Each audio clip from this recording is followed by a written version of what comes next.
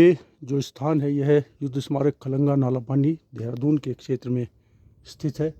यह युद्ध अक्टूबर 1814 के दौरान खलंगा की लड़ाई में गोरखा सैनिकों, महिलाओं और बच्चों की वीरता, अदम्य साहस, उच्चतम लड़ने की क्षमता और सर्वोच्च बलिदान का प्रमाण है। ब्रिटिश इन्फेंट्री डिवीजन में 3500 सैनिक शामिल थे व साथ में भारी तोपखाने बंदूकों द्वारा मेजर जनरल रॉबर्ट रोला जिलेस्पी की कमान को खलंगा किला नालापानी में हमला करने का काम सौंपा गया था। किले की रक्षा बलभद्र कुंवर थापा ने की थी, जिसमें जनरल के हमले को विफल करने के लिए महिलाओं और बच्चों सहित कुल मिलाकर 500-600 की संख्या में गोरखा सैनिक थे। कर्नल मोवे की अति आत्मविश्वास एवं उत्सुकता ने 24 अक्टूबर 1814 को किले पर पहला हमला किया। भारी गोलाबारी के बाद गोरखा सैनिकों ने दृढ़ता से लड़ाई लड़ी और दुश्मन के हमले का जवाब दिया, जिसके बाद ब्रिटिश सेना में भारी क्षति हुई। 31 अक्टूबर 1814 को जनरल जिलेस्पी ने खुद सेना की कमान संभाली। बलभद्र कुंवर थापा व उनकी महिलाओं और बच्चों सहित गोरखा सैनिक अपनी पूरी ताकत से हमला करते हुए अपनी ज़मीन पर मजबूती से खड़े रहे। अपने हथियारों, खुखरियों, तीरों और यहाँ तक कि पत्थरों के द्वारा बहादुरी से अस्त्र शस्त्र से लड़े। इस नज़दीकी लड़ाई में जनरल जिलेस्पी के अतिरिक्त उनके कैप्टन को मार गिराया व अन्य कई ब्रिटिश सैनिकों को खदेड़ दिया गया था।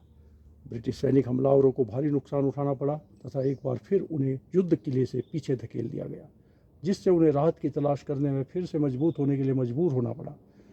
29 नवंबर 1814 को कर्नल मावी के नेतृत्व में ब्रिटिश सेना ने खलंगा को चारों तरफ से घेर कर हमला बोल दिया, परंतु बलभद्र के साहसी वीर सैनिकों, महिलाओं और बच्चों के साथ स्थानीय गढ़वाली व कुमाऊनी के सहयोग से दुश्मन के हमले को विफल कर दिया गया।